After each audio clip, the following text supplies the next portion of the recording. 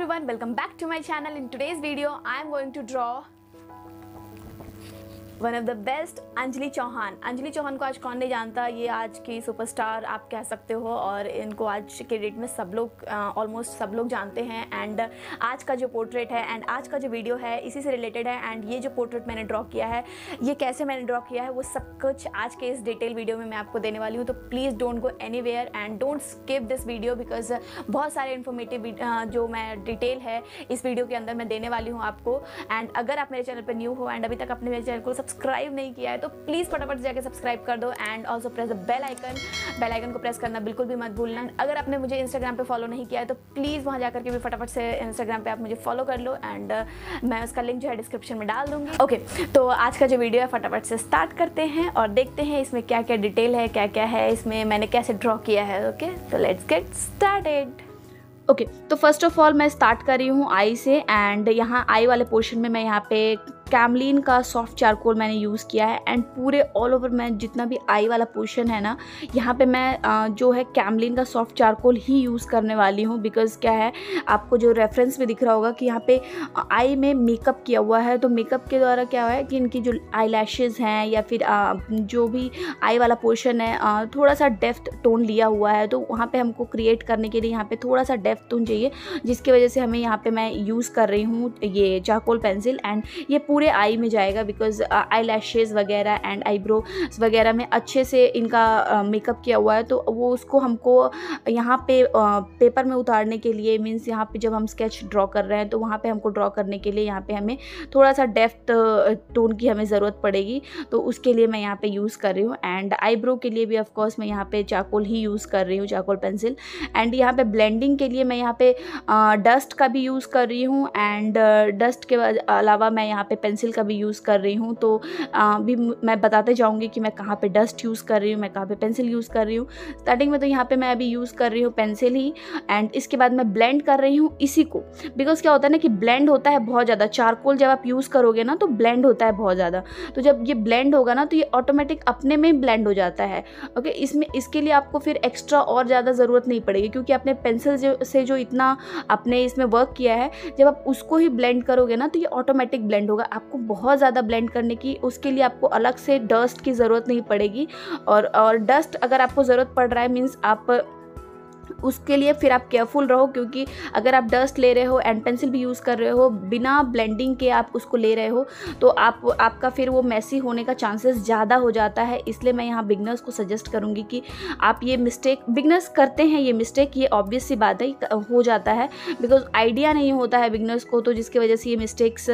Common सी mistakes है, आप कह सकते हो। ये बहुत बड़ी मिस्टेक्स नहीं है, बिगनर्स करते हैं, स्टार्टिंग में सभी बिगनर्स करते हैं। ओके, तो यहाँ पे आप चारकोल ना लेकर के आप डार्क शेड की आप ग्रेफाइट पेंसिल को यूज़ करो। जैसे मैंने यहाँ पे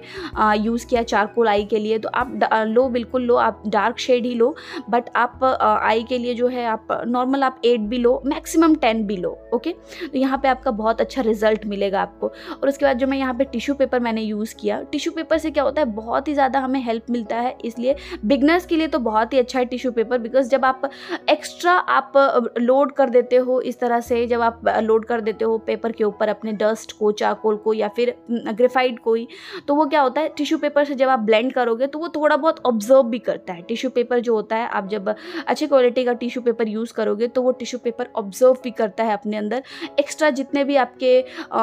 डस्ट आपके जो फेस पे आपने पुट किया है, तो वो क्या होगा कि फेस पे या फिर आप जहाँ भी पुट कर रहे हो तो वो ऑब्जर्व आप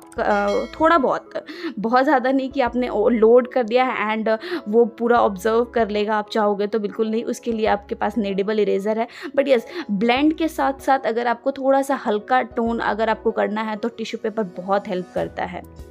एंड ये सब आपको बहुत ही, ये छोटी छोटी सी चीज़ें हैं जो कि आपको हो सकता है बिगनर्स को मीन्स स्टार्टिंग में पता ना चले, बट जैसे ही आप इसको यूज़ करते जाओगे ना, यूज़ करने के बाद आपको बहुत कुछ आइडिया मिलेगा और धीरे धीरे करके आपको बहुत कुछ समझ में आएगा कि ये मतलब ये इस तरह से काम करता है एंड ये टूल्स इस तरह से काम करता है। आपको दिख रहा होगा मैं यहाँ पे जितने भी थोड़े बहुत पैचेस थे वो थोड़ा सा मीन्स माइनर रहता है, ऐसा नहीं है बहुत ज़्यादा रहता है जो कि आपको एकदम एग्जैक्टली पता चलेगा। बट हाँ, जब आप करोगे ना हो सकता है आपको यहाँ वीडियो में ना दिख रहा हो, बट ये सामने से आपको, आप जब ध्यान दोगे तो बिल्कुल आपको दिखेगा उसका जो डिफरेंस है, टिश्यू पेपर का क्या रिज़ल्ट होता है वो आपको ऑब्वियस दिखेगा ही दिखेगा। तो वो आपको मीन्स आपका जो टेक्निक है, आप जब टेक्निक यूज़ करोगे ना तो आपको खुद ब खुद समझ में आते जाएगा। जब आप इसको यूज़ करोगे टूल्स वगैरह को, तो जब टूल्स वगैरह को हम यूज़ करते हैं तो हमें बहुत धीरे धीरे आइडिया मिलते जाता है। और लेयर बाय लेयर काम करना है, मीन्स अगर जहाँ डेप्थ टोन है तो स्टार्टिंग में बिगनर्स के लिए तो बिल्कुल ये सजेशन है कि आप डायरेक्ट आप डार्क लेयर अप्लाई बिल्कुल भी मत करो। बिकॉज क्या होता है उससे आपको फिर आप लाइट वाले लेयर में, लाइट टोन में आने में आपको प्रॉब्लम क्रिएट हो सकता है। तो आप यह करो कि आप one by one means layer by layer आप अप्लाई करो। उससे क्या होगा कि आपका जो जहाँ पे आपको डार्क चाहिए टोन, तो वहाँ पे आप 2 लेयर डालो, 3 लेयर डालो। उससे क्या होगा कि आपको इजी होगा करने में। हाँ, टाइम टेकिंग हो सकता है, ज़्यादा लगे, बट आप अभी स्टार्टिंग में हो, आप बिगनर्स हो, तो बिल्कुल आपको टाइम देना चाहिए अपने पोर्ट्रेट में या फिर जो भी आप ड्रॉ कर रहे हो। बिकॉज आप टाइम नहीं दोगे और उसके बाद आप सोचोगे कि एकदम फटाफट से हो जाए, तो वो पॉसिबल नहीं है। और आपको टाइम देना पड़ेगा, थोड़ा सा टाइम दोगे आप तो परफेक्ट जो आपको फिनिशिंग चाहिए, जो भी आपको चाहिए टेक्सचर, वो आपको मिलेगा आपके पोर्ट्रेट में, आपके वर्क में, आप जो कुछ भी बना रहे हो। एंड अगेन यहाँ पे मैंने जो लिप्स वाला पोर्शन ड्रॉ किया है, लिप्स वाले पोर्शन के लिए भी मैंने यहाँ पे अगेन मैंने यहाँ पे चारकोल लिया है, बट यहाँ पे चारकोल मैं बिगनर्स को बिल्कुल सजेस्ट नहीं करूँगी। आप यहाँ पे मेरे जगह पे आप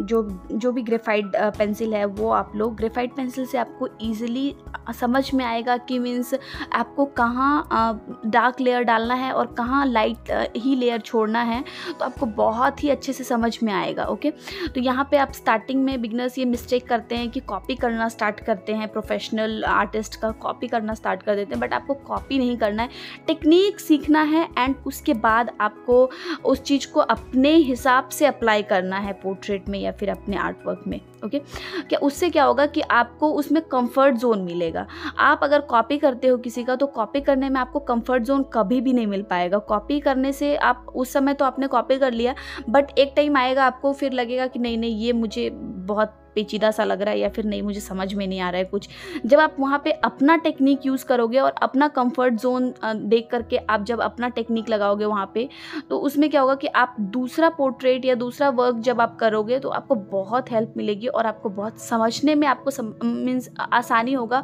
और आप इजीली उस चीज़ को ड्रॉ कर सकते हो। और जब आप करने लगोगे आपको खुद ही इस चीज़ का एहसास होगा। ये एक और सजेशन है बिगनर्स के लिए, बिकॉज बिगनर्स ये छोटी छोटी जो मिस्टेक्स हैं वो करते हैं। तो यहाँ पे मुझे लगा कि ये छोटा सा मिस्टेक है, बट इसको बताना बहुत ज़रूरी होता है। बिगनर्स को समझ में नहीं आता ये चीज़ कि हाँ यहाँ पे हम ये चीज़ मिस्टेक कर रहे हैं, बट ये बहुत बड़ी मिस्टेक होती है, आगे चल के बहुत बड़ी प्रॉब्लम क्रिएट करती है। फिर वो उनको समझ में नहीं आता है, फिर या फिर बोरिंग लगने लगता है कि नहीं अब मुझसे नहीं हो पाएगा। लाइक बहुत सारे चीज़ हो जाते हैं, फिर आगे चल कर के बहुत प्रॉब्लम्स होता है बनाने में, सोच में भी बहुत सारे प्रॉब्लम्स आने लगते हैं, समझ में नहीं आता है कि अब क्या करें। तो ये सब चीज़ें आप जब चेंज करोगे ना, ये छोटी छोटी आदतें जब आप चेंज करोगे तो आपको फिर लॉन्ग टर्म के लिए ये काम करेगा। एंड लॉन्ग टर्म में फिर आपको समझ में आएगा कि यस ये हमारे लिए है एंड यहाँ पे हमें कोई भी प्रॉब्लम नहीं है। एंड अब हम इजीली इसको अपने अकॉर्डिंग इसको ड्रॉ कर सकते हैं एंड उसको अपने अकॉर्डिंग हम इसको जिस तरह से हम चाहें और इसमें चेंजमेंट करना वो हम कर सकते हैं ईजिली। ओके, तो इसलिए सजेशन है बिगनर्स के लिए कि आप प्लीज़ कॉपी पर मत जाओ। अगर मैं जैसा बना रही हूँ बिल्कुल वैसा ही नहीं करो। मैं आपको बता रही हूँ कि आपको कहाँ पे चेंजमेंट करने की ज़रूरत है। हाँ बिल्कुल, आप ब्लेंडिंग के लिए ब्रश लो,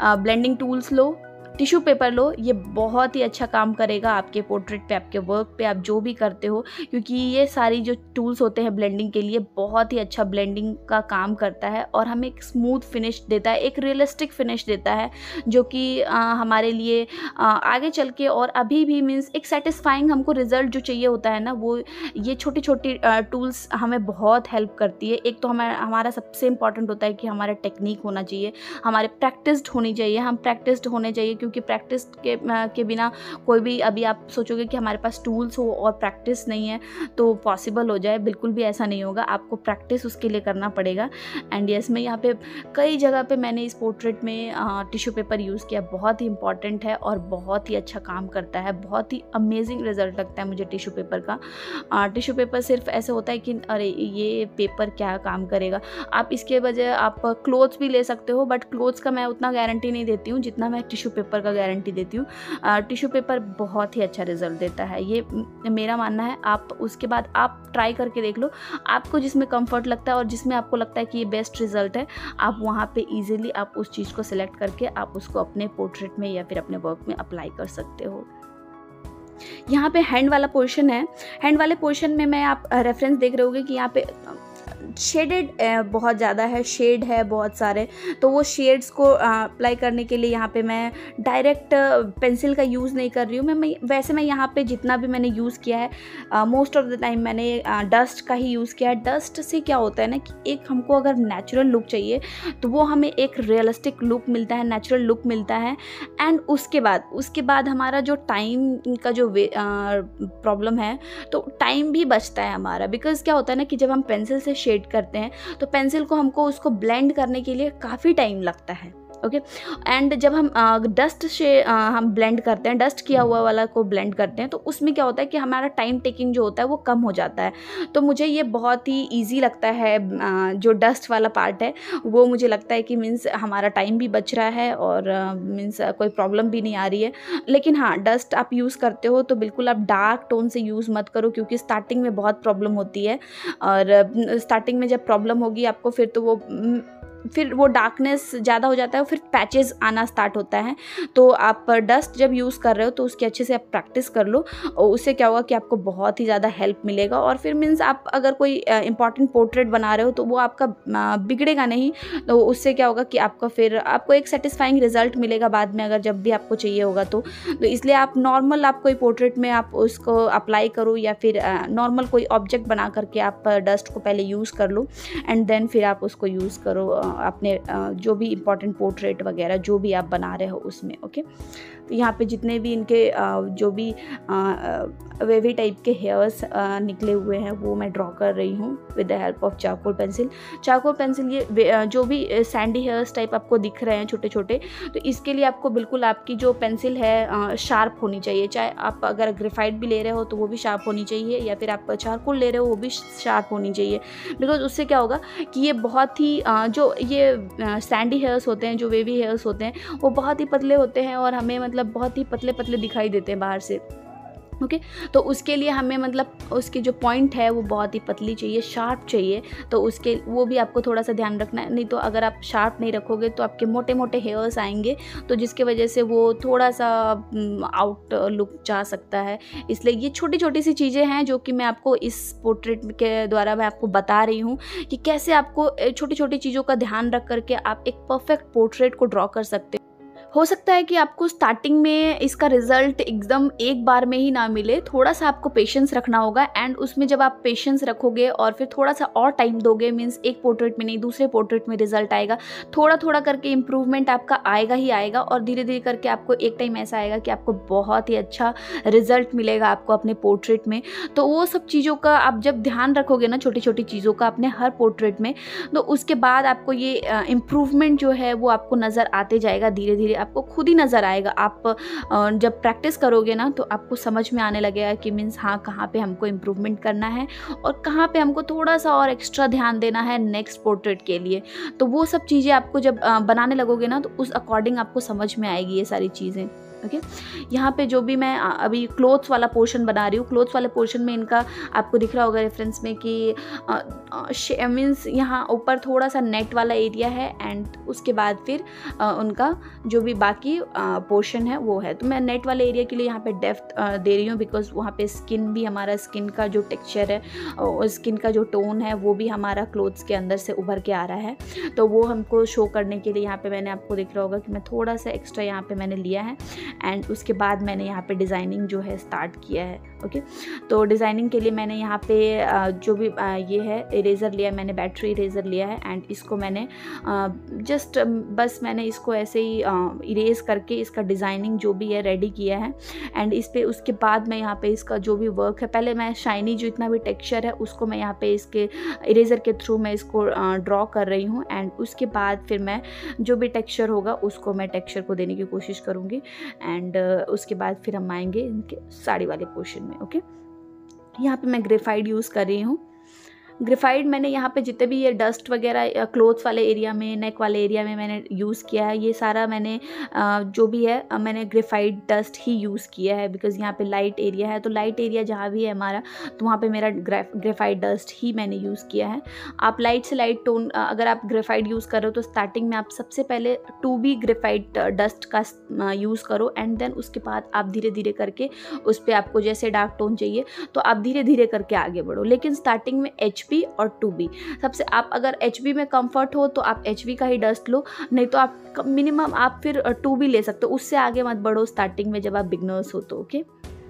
यहाँ भी मैं टिश्यू पेपर की हेल्प से ब्लेंड कर रही हूँ बिकॉज टिश्यू पेपर के आप जब यहाँ पे टिश्यू पेपर यूज़ करते हो ना, टिश्यू पेपर का एक अच्छा रिजल्ट मिलता है ना, तो फिर सेटिस्फैक्शन मिलता है कि ये हमारा टिश्यू पेपर जो है बहुत अच्छा काम कर रहा है। तो एक बार हमको यहाँ पे टिश्यू पेपर भी अप्लाई कर लेना चाहिए, इस टाइप से थोड़ा सा फीलिंग आती है जब आप करोगे ना, तो आपको खुद ही आप अपने अकॉर्डिंग आपका कम्फर्ट आपको जहाँ पर मिलेगा ना, आप अपने अकॉर्डिंग आप उसमें ढल जाओगे एंड वहाँ पर फिर आपको लगेगा कि नहीं ये मेरे लिए ये सही है, ये टूल मेरे लिए सही है, मैं ब्लेंडिंग इससे कर सकता हूँ, ब्लेंडिंग स्टम्प से कर सकता हूँ, मैं टिश्यू पेपर से कर सकता हूँ, मैं बर्ड से कर सकता हूँ। तो कई सारा होता है, अपना अपना कंफर्ट जोन भी होता है, बट एक होता है कि मीन्स हाँ रिजल्ट किसका अच्छा है वो मैं आपको बता सकती हूँ कि जब आपको लार्ज एरिया में करना है तो डेफिनेटली आप टिश्यू पेपर को ब्लेंड करने के लिए लो। टिश्यू पेपर एक तो टाइम भी कम लेता है एंड बहुत ही ईजिली बहुत ही अच्छे तरीके से ब्लेंड हो जाता है। ओके, तो टिश्यू पेपर इसके लिए अच्छा है। हाँ, अगर लेकिन एकदम स्मॉल एरिया में है तो आप स्मॉल ब्रश का यूज़ करो, मीन्स मेकअप ब्रश का यूज़ करो, उसकी ब्लेंडिंग जो है स्मॉल एरियाज़ में